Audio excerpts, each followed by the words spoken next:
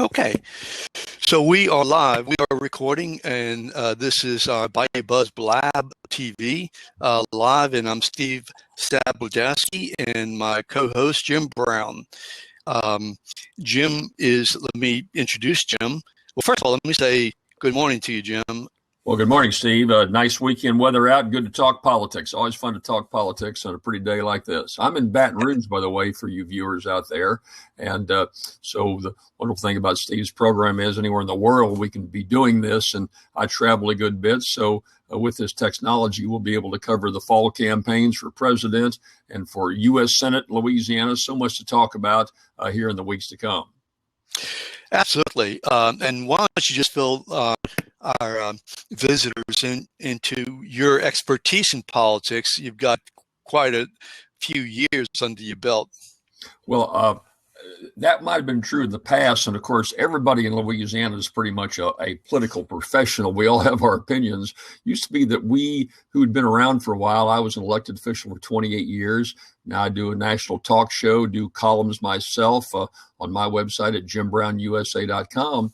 But one of the good things we can talk about today that the political prognosticators like us have to throw things out to the wind when the Donald Trump effect is analyzed, because those who think they know everything don't know as much as they really do. So I'm always glad to use my experience to chime in and give our younger viewers a chance to see what our experience has brought. But on the other hand, they shouldn't feel intimidated because it's a whole new political year with new personalities and whole different approaches. And that's what makes it so interesting in our country today. Right. And we have a lot going on nationally. Obviously, the elections, and the title of this program is Who's the Worst? And the reason why I framed it like that was I don't think there are too many people who are very satisfied with the choices that we have. Do you? No, I don't. I've never seen in a year where there wasn't more enthusiasm really on either side of the spectrum. The Bernie Sanders effect in the Democratic Party, to where he keeps winning state after state. And yet, because of the way the delegate process is put together, Hillary Clinton is way out front. She just is not a very enthusiastic candidate to an awful lot of people, particularly here in Louisiana. Then the Republican choices, turmoil. Donald Trump has a certain appeal of throw the bums out and taking on Washington. But more and more, as you look at his personal background, his personal views, it's out of kilt with what a lot of people in this state think. So, do you hold your nose and vote for the less of the two evils? Do you consider a third-party candidate? We can talk about that later on today. And so there's a lot of frustration out there for voters, both in Louisiana as well as the rest of the country. Yeah, let's get Bernie Sanders out of the way, if you don't mind. I think that's what Clinton would like to do anyway. So in terms of Bernie Sanders, do you think he has any shot? Well, I think he's got a shot of influencing the focus of the Democratic Party. He's pushing very strongly on raising the minimum wage, on universal health care, and how that all will fit into the Democratic Party platform. Now, I know platforms don't mean a heck of a lot, but Clinton is going to have, I think we'll talk about this today. A lot of people think in the more traditional way, well, Trump is way off the deep end. He won't get any Hispanic votes, won't get black votes. Hillary's going to win this thing pretty heavily. I don't personally agree on that. And I think that Clinton's going to have a problem of what she does with a lot of the Sanders voters and a lot of the Sanders views. And if she doesn't come to terms and get them on her team, there may be a third party effort, maybe not by Sanders, but by someone else who can't win. And the Sanders people know she can't win, but they're going to vote for that third party candidate just as a protest. Some people argue that Al Gore lost the election by not coming to terms back with the Green Party back in the year 2000. And so she's got a delicate balance here about continuing to push forward on her base to pull off disgruntled Trump voters, but not turn off these Sanders voters. And so Sanders relevant in terms of Hillary Clinton's future. No, he can't win the nomination, but you gotta hand it to the guy. He's made a tremendous show of force in politics of this country, raising lots of money and garnering young people in Louisiana and all over the country. So his his platform and how he reacts. If he just comes out and runs as a third-party candidate, or if he turns against Clinton, that could take a huge effect on how the final outcome is going to come about, Steve. Yeah. I think it was Ralph Nader in the year 2000. Am I correct? Nader, Gore wouldn't come to terms with him, wouldn't talk to him apparently, and he went ahead and I think he got 3 or 4 million votes, and that was the difference in a couple of states. It can be argued, I think New York and 1 or 2 other states, that cost Gore the election. So, certainly Florida. I mean, I don't know what Nader got, but if it was any more than whatever the margin was at that point, I think 1,000 votes. I forget the number, but yeah, I mean that's a really good example for sure. And then the Nixon Kennedy election was really a humdinger. I mean, really. So, but yeah, some people think 100,000 votes in Illinois would have given the election to Nixon. And so, right. And none of these minor candidates were anywhere near the overall strength of Bernie Sanders. Sanders has had a huge influence. So you can't ignore the guy. The Clinton people are going to have to come to terms with him. And we can analyze that a little further down the line when it comes to Trump, about Trump may not be as weak. And I think the Clinton people are realizing this. Trump's not as weak as some people think. And so as a consequence, they need a good bit of the Sanders vote. There's no doubt about that. Right. So, what does it tell you that at least in terms of let's take Trump. Trump has collected roughly 9% of the total perceived vote so far. I mean, even though he is at 40% or so of the Republican Party, 45%, it really comes down to 9%. Also, Sanders, so that's about 20% of the entire vote that is basically a outsider vote. Let's kick them all out, or let's have a revolution. I mean, what does that tell you? Is it anything different? Is it just these candidates who are, because of their personality, taking advantage of this outsider opportunity, or is it more than that? Can we see more than 20%? I think you can see more than 20%. Peggy Noonan writes an article in the Wall Street Journal. I read her article this morning for him on the show. Last week, she made the point that Trump is not the fire that is taking over this whole debate. He was the spark that lit the fire. And the point she's making is that there's been a lot of disgruntlement. Poll year after year show that people don't like what's going on in Washington. They don't like what Congress does. Congress has a very, very low favorability rating.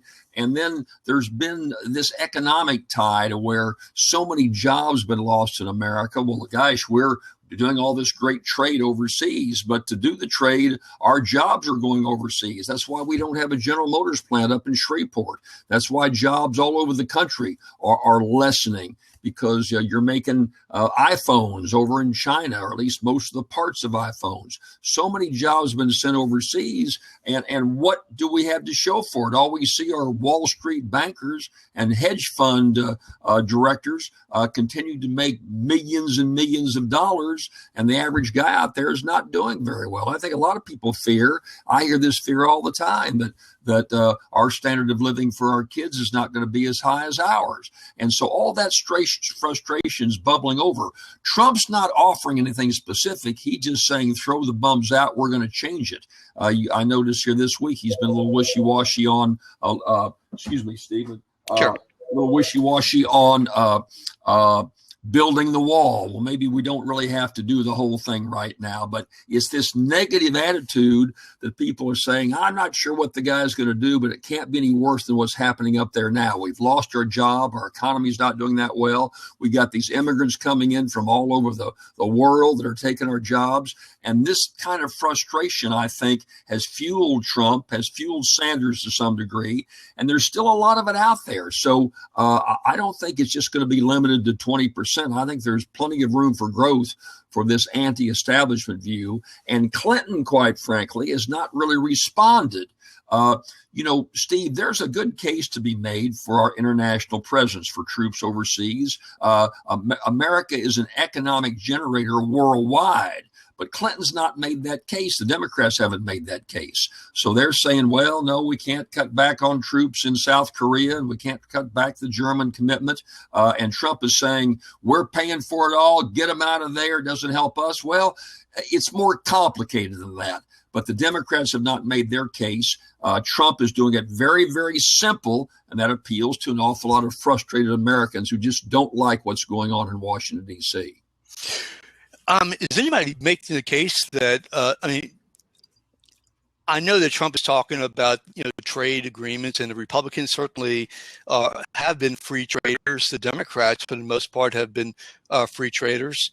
Sanders and even Clinton now is becoming somewhat of a non-free trader. But has anybody really discussed what might happen if we decide, to abandon those treaties?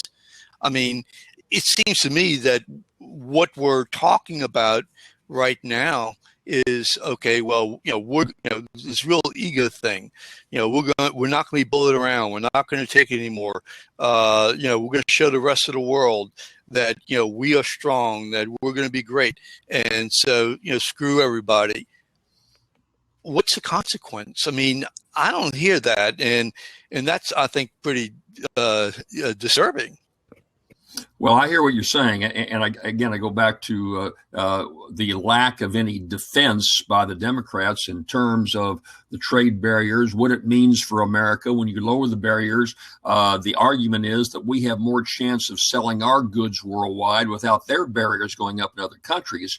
But often those goods are more technological in foundation. It's a heavy equipment. It is equipment that relies on computers, and when you do all that, what the United States has to do in return is bring in all these goods from the outside that are produced, who have been produced in the past by Middle America. In Louisiana, we had, I think, 9 garment factories here back when I was a senator and back when I was Secretary of State. Today, there's not one. They're jobs that are usually done by high school graduates, don't have a lot of skills, and that's okay to do that as long as you fill the void.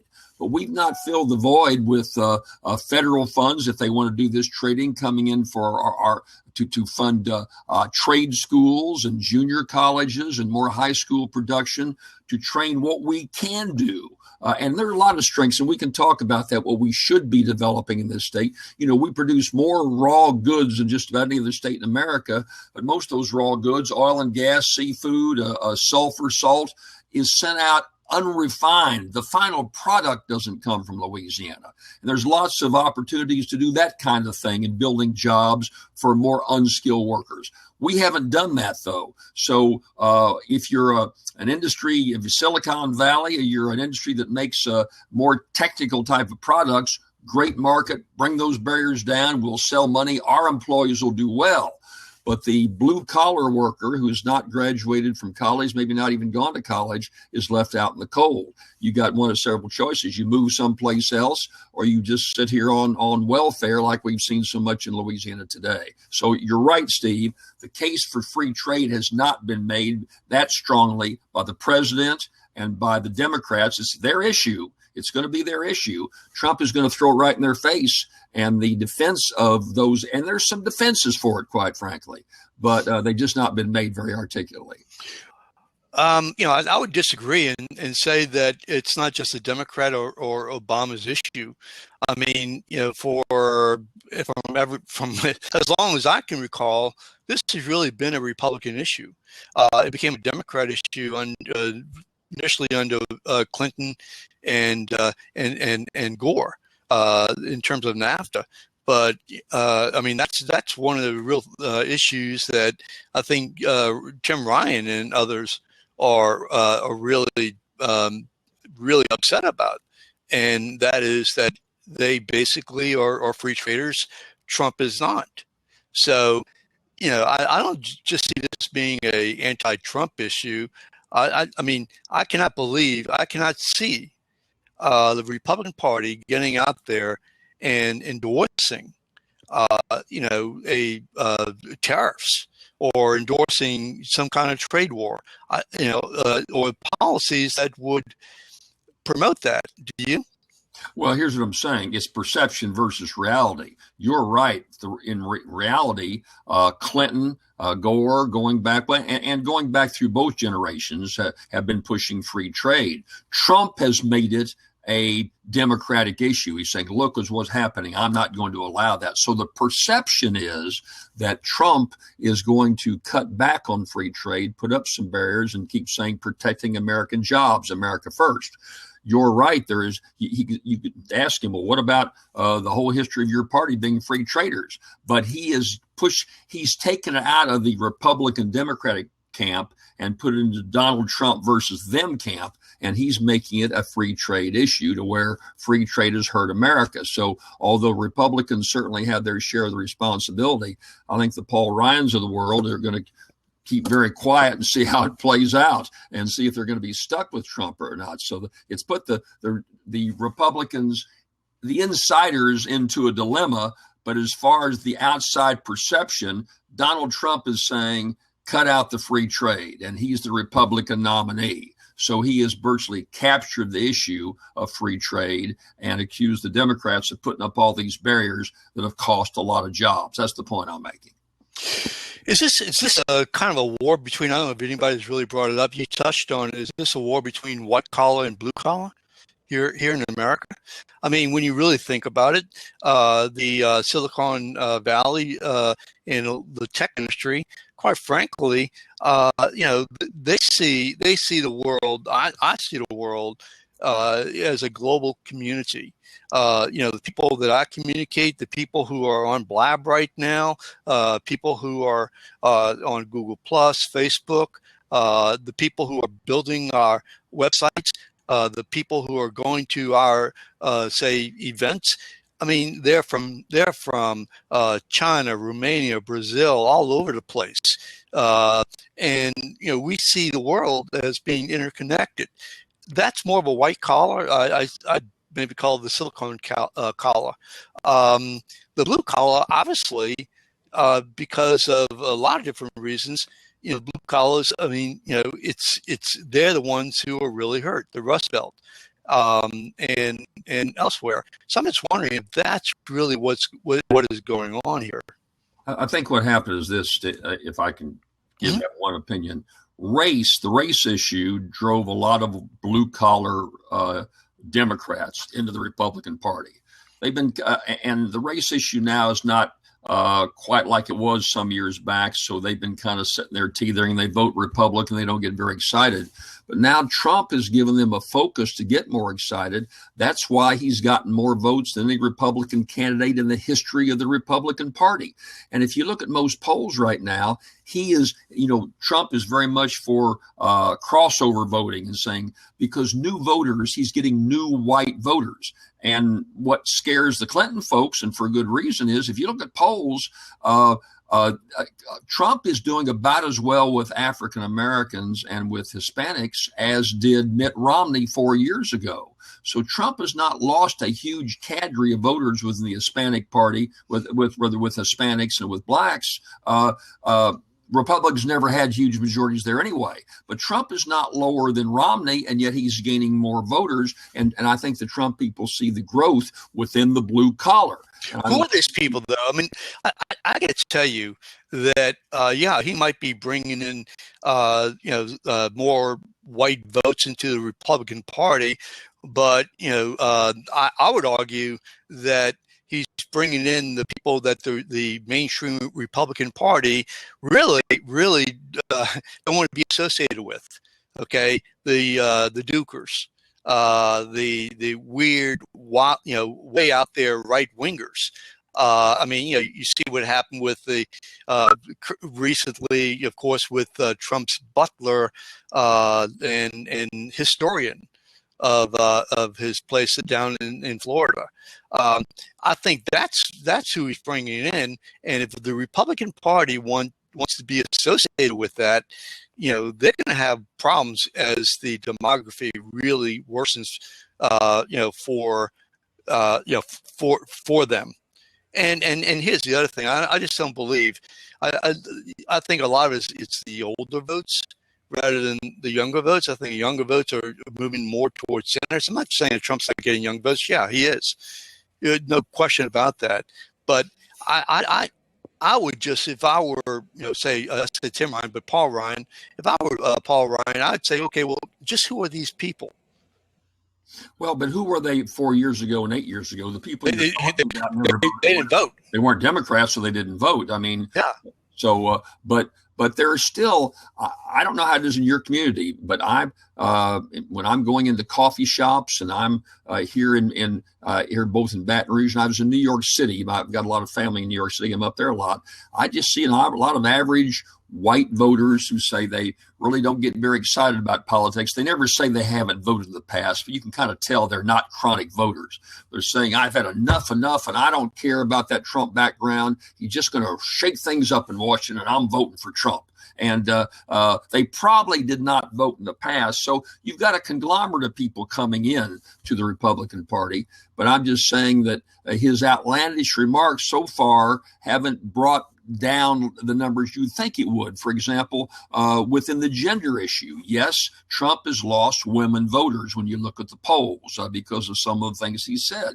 But he seems like he's gaining more within the male voters, and it's kind of a washout. So the dynamics of this thing are not clearly Republican, Democrat, conservative, liberal. The dynamics have gotten much more confused over the frustrations of looking at people's own economic situation, the crime issue, whatever it is.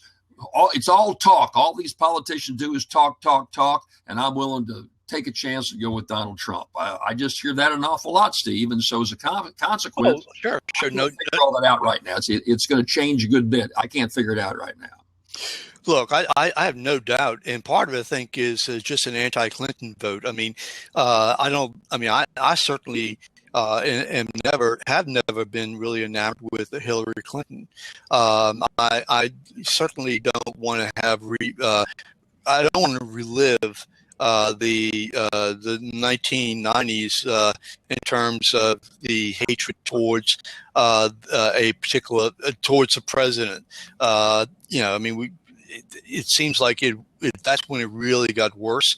Although one could argue that it was like that with Reagan, but I think it was really endemic within the Clinton administration. So. Clinton, we've been talking about Trump, and I do want to talk about Clinton. Clinton is, obviously she is not perceived to be credible. Her believability, I think, is 22%, even though it is lower. I mean, it's much higher. It's 3 times higher than that of Donald Trump. But still, it's incredibly low. She just at least Trump is a movement. Clinton, you move away from. Let me tell you some interesting things. I've got on. I do my national radio show. I do one tomorrow, and I've got on my show Irish bookmaking operation, the largest betting service in all the world. And by the way, they say the number one thing people bet on in the world are horse racing. That's number one. I didn't know that. I didn't know how horse racing that popular. Well, I would think football or soccer. But anyway, the presidential race is garnering a lot of money. The money is still on Hillary Clinton. It's 60-40 Hillary Clinton to win the election. That now, but you're making the point about her going back to the 90s. You see a lot. Here's where I think a lot of voters are. They just what you are, Steve. They're not real enamored by her. They think she's trying to be too macho, and they just don't like her style. But they're saying, look, I don't really like either one of them, but I know old Bill Clinton back there. He was a pretty good president in the 90s. He's going to have his finger on her and kind of keep the pulse and direct her properly. And so as a consequence, they kind of begrudgingly are supporting Hillary because of Bill Clinton. But here's what's going to happen. If you notice Trump in the last few weeks, he's made it very clear he's going after Bill Clinton, and the fact that part of some of this cover-up, this womanizing, was with the full participation of Hillary Clinton. You're going to see Bill Clinton be the focus of the Trump attacks, but just for the reason you said, because Hillary is leading still right now. If the election were today, she'd be elected president. So they've got to find some way to bring her down more. She's got a high negative, but Bill Clinton is her backup. That's her secret weapon, and they've got to really do a number on him if Trump's going to win this election. That's a point I'd like to discuss afterwards, because I really question whether or not that offense is going to work. But talking first about the issue of Trump using that approach versus, say, Clinton's defense. I mean, from what I can gather, I mean, she's trying. She's basically saying, "Hey, look. This is if you guys want to talk about that, if you think that's really important, if go ahead and do so. I don't really care. But if you want to, she is taking a position that I'm not a wild person like Donald. I'm not chaotic. I'm not just totally don't know what's going to happen. Just bizarre. That is, I think, the approach that she's taken, and I think that's why she really hasn't defended. I mean, he's out there doing all kinds of things, as we know, and and where I think her strength is going to be, I'm the one who's a constant. You know who I am. You know where I am. I might not be perfect, but you can depend upon me. Your thoughts?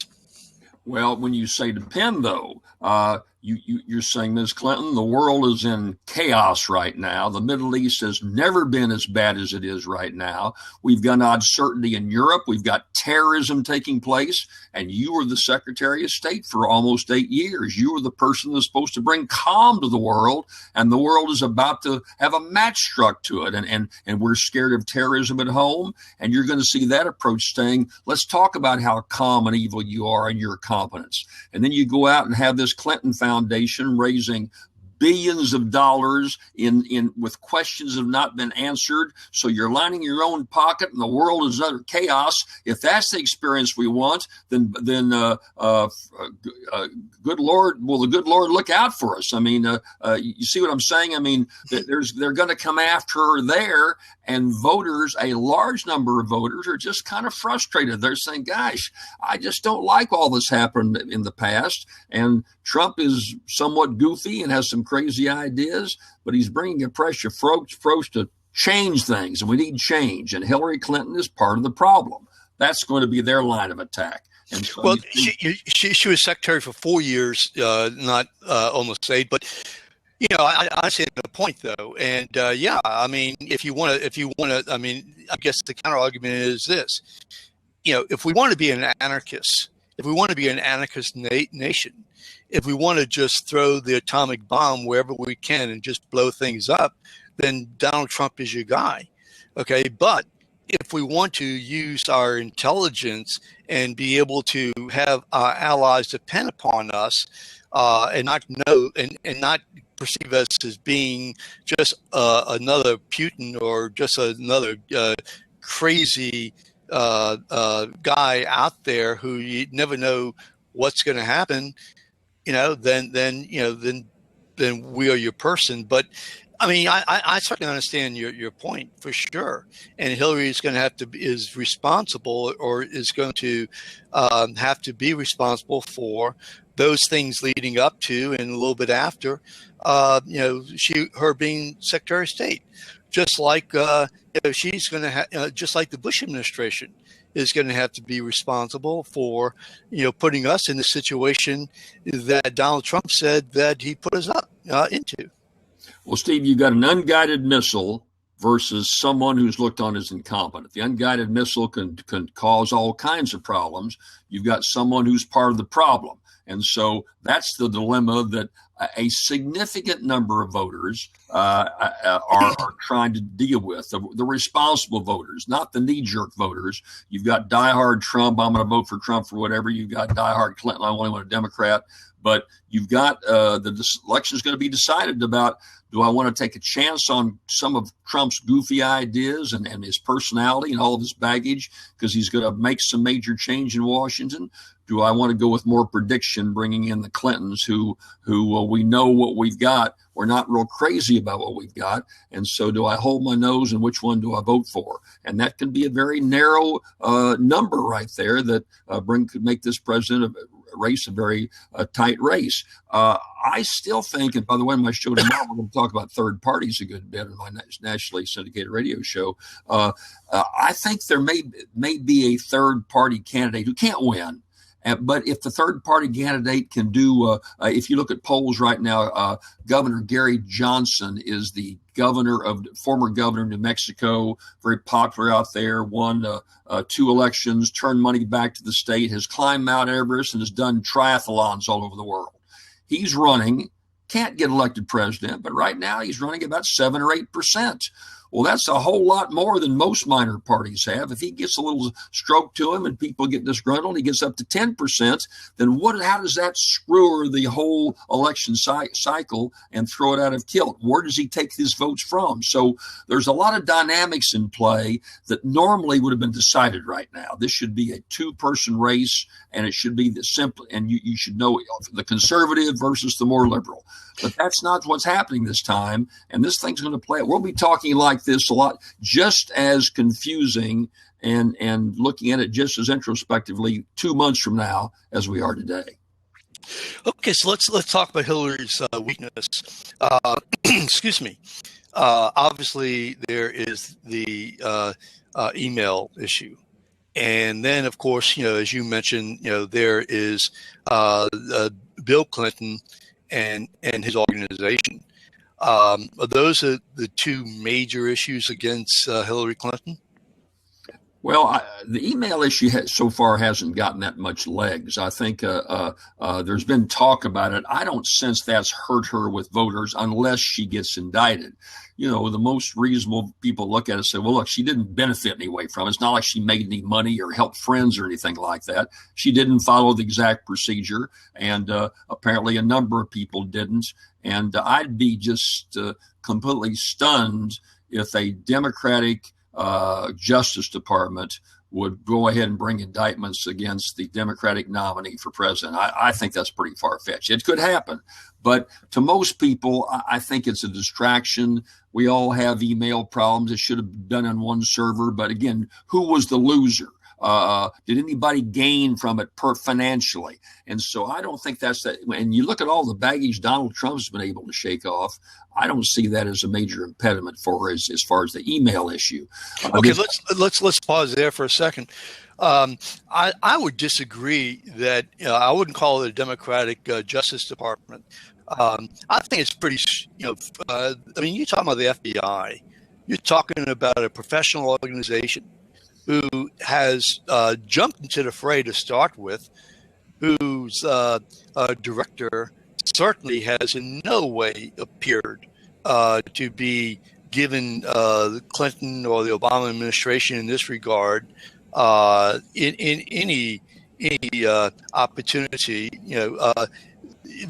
I see this as being a real decision by the FBI, and I think that should say Loretta Lynch, if there is real reason to go and to prosecute, pardon me, and the FBI feels really strong in the case, that would be all hell. So I think there's some real safeguards built in to this situation. I just don't see and here's the other thing. We're not talking about the beginning of the Obama administration. We're talking about the tail end, months away from the point in time where he is truly a lame duck. And so I think if there's something there, they're going to go after. I mean, if there's nothing there, if they cannot prove, or if they feel like they cannot prove criminal intent, because that's really what it's all about, criminal You're a intent. lawyer. I mean, but what's the criminal intent about? Well, it'd be more convenient for me to open up these emails on my personal server. I'm not the most computer adept, and so I'm going to do it this way instead of this way. The law said you had to do it one way. She did it the other way. But you come down to criminal intent. Steve, in a case like this, we're both lawyers. Maybe you see more than I do. I just don't see it. And distractions of all the baggage on Donald Trump, having a little problem with her emails, I don't think that's going to be a decisive factor in the election. Now, it will be a game changer. You're right. If she would be indicted, and you know what? There's a number of Democrats that wouldn't feel like that would be all that bad, because you know who just waiting in the wings to jump right back in is the vice president of this country, popular Joe Biden, and he'd jump in a New York second and be pretty tough taking on Donald Trump. I think a lot of Democrats would rather have him as the choice to begin with. So, well, it really would depend upon when the indictment should come down, when it would come down, because Bernie Sanders would be the one, if it was before the convention, Bernie Sanders would be the one who would step into place, assuming that she were indicted and either didn't get the votes or she backed away. But you're right. I mean, I think Biden now is further away from the death of Bo, and certainly, may look otherwise. But, in terms of the criminal intent, as I understand it, the criminal intent is based upon, did she know that the documents that she was receiving by email were at the time of receipt and at the time of sending, that they were, quote, protected, confidential, top secret. That's as I understand, that's the question. No doubt she knew she was using the email server, but that's not, the private email server. But that by itself is, as I understand, I mean, it's certainly stupid. But that by itself, as I understand, is not a criminal action. Well, that's apparently is coming to fruition and is going to be decided one way or the other in the next month. And again, I just have to say I don't see the criminal intent. She says, well, look, I'm committing a crime and I can go to jail if I use this computer versus this computer. But even though I know that's going to happen, I'm going to break the law and use this computer. I just don't see that in the mindset. It was stupid. She should have had better advice. I just think, she's the big shot Secretary of State and didn't have the proper advisors telling her, look, you cannot use your personal server. This is wrong. You're going to get in trouble. I think you're going to see that, if that happened, then she ought to be held accountable. Sure. I just think when all is said and done, that's what we're going to see. Now, what about the foundation? Well, the foundation is murky. There will be questions raised a good bit about the money, but then it's a question of who's raising those allegations. You got Donald Trump, who has refused now to say, he's now saying, I'm not going to release my tax returns. What are in those tax returns? A guy who's taken bankruptcy 3 times. So you see, 4. I think 4 times. Is it, so it's a question of who's the worst in terms of handling all these kinds of things. I mean, if the foundation, there's a perception problem out there, no doubt about the fact that raising all this money from foreign countries. Now, you're going to have people defending the foundation saying, look what we've done all over the world, and that Hillary Clinton, as Secretary of State, was never involved in any way, even though her daughter runs the whole thing. It doesn't, from a perception point of view, it doesn't look as great, but either do Trump's finances. So some would argue, and at this point I agree, it's going to be somewhat of a wash. I don't think that's going to be an issue to bring her down. Well, looking at that issue I haven't really kept up with it that much, but what's the worst case scenario for, what's the worst allegation? Did she know that, did she receive money? Did she receive money for a speech for an entity that that maybe got some benefit from the foundation, or vice versa?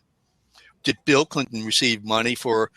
I'm just trying to get a better idea in terms of. He's doing foundation. He was doing that way before she was Secretary of State, if I recall.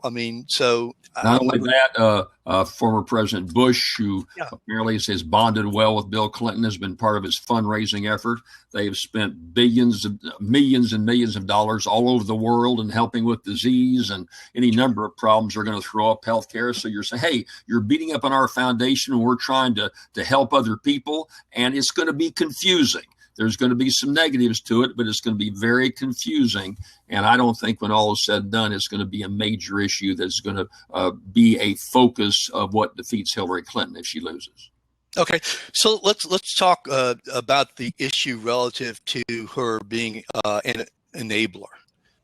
Okay, do you see that being a winning or losing issue for Trump, or one that actually could benefit Hillary? When you say an enabler, you mean enabling what, Steve? Elaborate. Okay. Obviously, Trump has called her an enabler, saying that Clinton had the worst abuse problem of women in political history, and she enabled that. Well, I don't. If she enabled that, she was, I think, made a few critical statements involving some of the women involved, and she stood by her man. Now, is that going to be enough of an issue? I think that, again, I go back to what I said earlier. I think that you're going to see Trump pounding on that issue because for the very reason I said, a lot of people that are on the line that don't like either one of them say, well, I like Bill. The economy did pretty well and the country ran pretty well when Bill Clinton was president. He'll kind of be there to give her advice and deal with some of these brush fires over the world. And since I like him, I'm not crazy about her, but I'm going to go with him, number one. Now, Trump is going to say, oh, look, she was involved in just for political reasons, that they don't really have much of a marriage to begin with, just for political reasons. She jumped in there to kind of save his skin and try to help out and minimize the whole thing. You go over to Donald Trump. I mean, I don't know how many people read all this stuff, but what he said on the Howard Stern radio show 10 years ago, his attitude towards women, his 3 wives, all the mistresses. So, does all that kind of wash itself out? And you'll certainly. As far as I'm concerned, he is absolutely the worst possible person, the worst, to be complaining. To be throwing arrows. Yeah, look, I think what Bill Clinton did was horrible. I think I certainly had called, when he ended up, when I thought he lied, that he should step down, and the idea that he's back in the White House is just disgusting. But for Donald Trump, to in any regard to complain about Bill Clinton or complain about Hillary Clinton because of the kind of abuse that Donald Trump has done, that is now being documented, is just, it's bonkers. It is beyond me. Okay, I mean, look at what's coming out now with the John Barron, what's the guy's name now? The news story that broke yesterday, John Miller. That is just unreal. I think it's a washout on those issues. So that's the thing.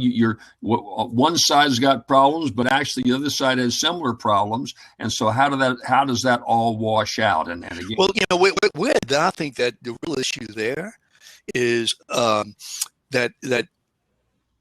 Well, first of all, before I get into what I think is real issue, do you think that was Donald Trump? I mean, you probably have. I'm assuming that you've heard the recording and some of the commentary and maybe read about it. Do you think that's Donald? Sound like it to me, and I'm sure there'll be voice experts who will compare the radio. Oh, they did. Two of them on CNN, one that I saw, have come out and said, "Look, that is Donald. And it's not just the voice. Okay, it's. I mean, there's so much more to that.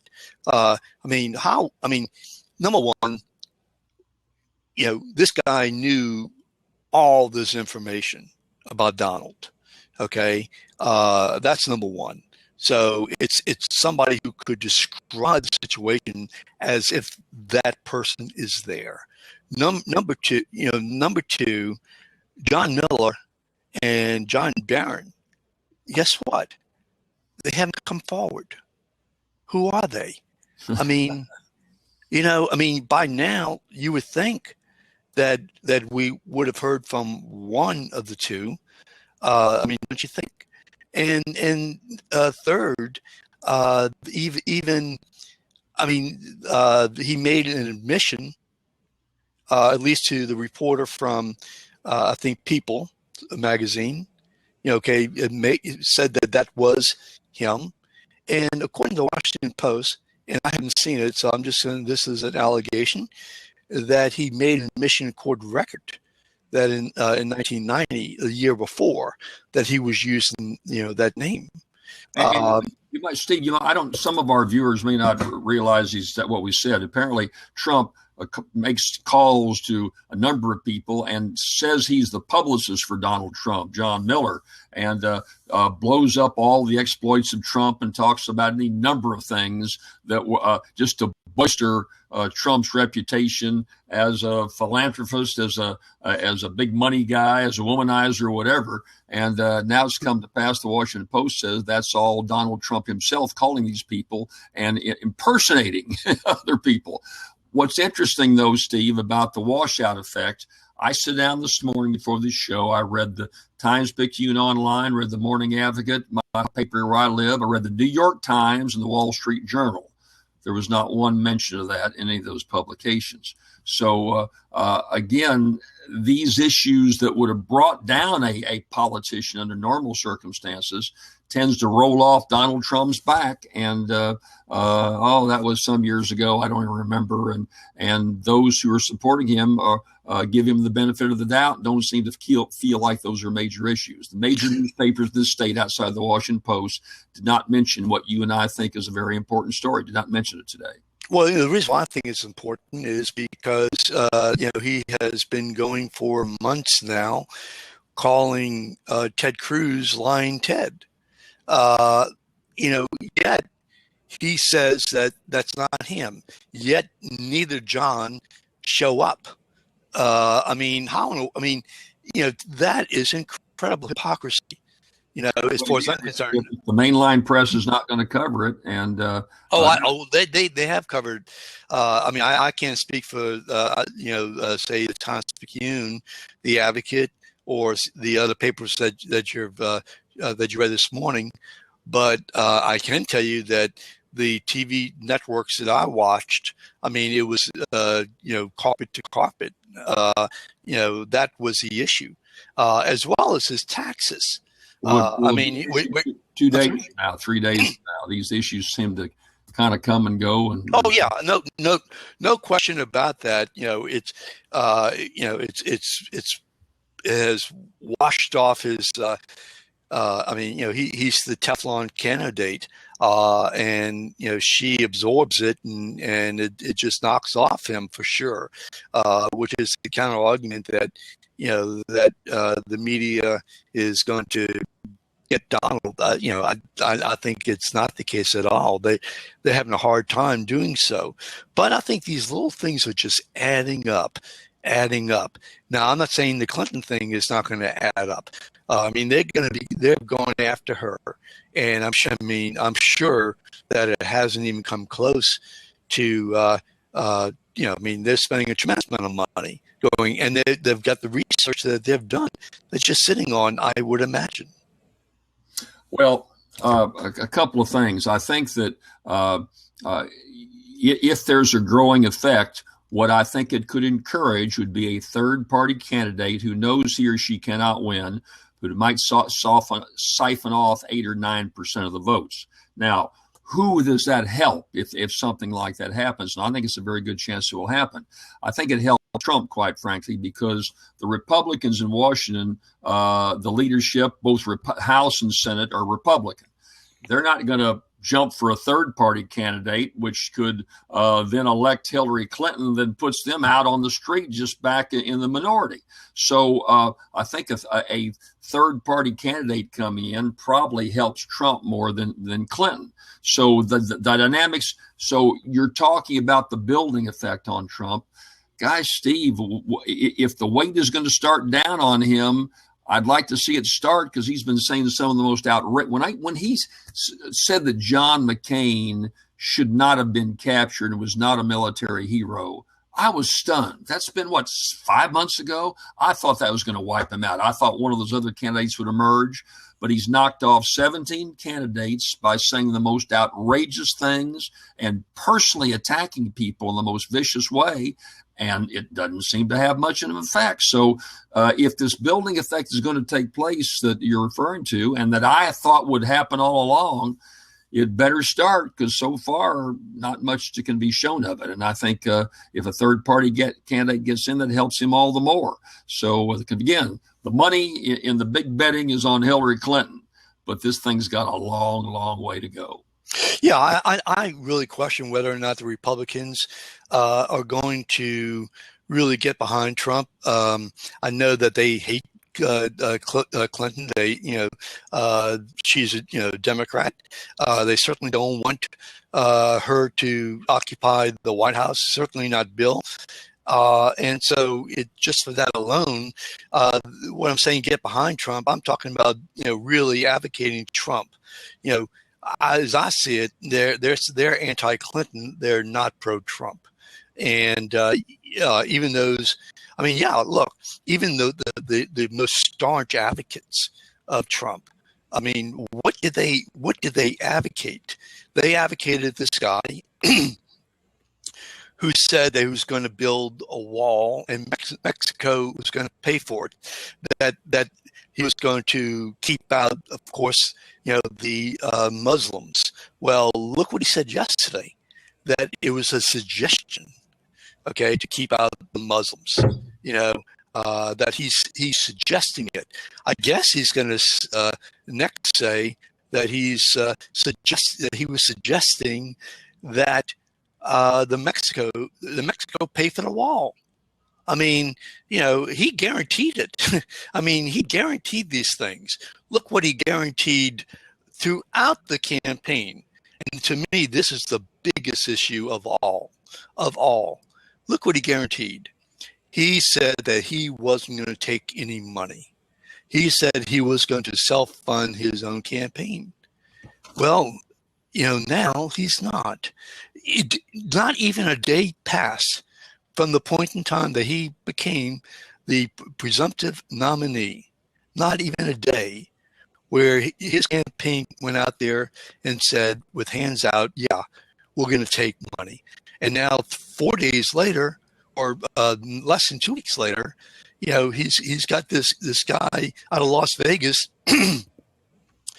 who backed Romney and backed Adelman, I think is his name right, from Las Vegas, the casino guy, who's going to, as I understand, give him $100 million. I mean, what?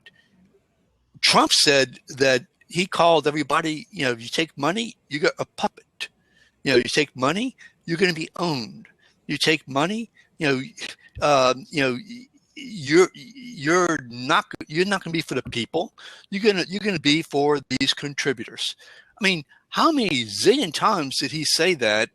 Yet he is now taking money. That is inexcusable. That is beyond read my lips. That's beyond any kind of campaign promise that any person has ever made. So the wall of Trump, that was, keep the Mexicans out, keep the Muslims out, keep out the corrupt, it has crumbled. Well, it has, but on the other hand, we talked about the foundation for the Clintons. And Oh, sure. what will happen again? There's big money involved here. The Trump people are going to spend an awful lot of money saying that financial misappropriation, and so then you get into kind of a washout on money. I'm taking money now. It's a washout. And so people are confused and say, well, I don't like either one of them, like I've said, and this side says this thing, this side says the other. I just want a clean house. I'm voting for Trump. That's what they're hoping will develop in terms of the rhetoric that comes forward. So yeah, and the main point I'm making is that the 9% of the voters, 9% of the national voters who voted for Trump, and maybe let's say 2/3 of those were really avid pro-Trump people. I'm not saying that there aren't Democrats who are or independents who wanted to vote Trump and who couldn't. So let's say 10%, okay, of the voters who were really avid. They were avid for these main reasons because he was a symbol. Okay, now the best he could be is an anti-Clinton symbol.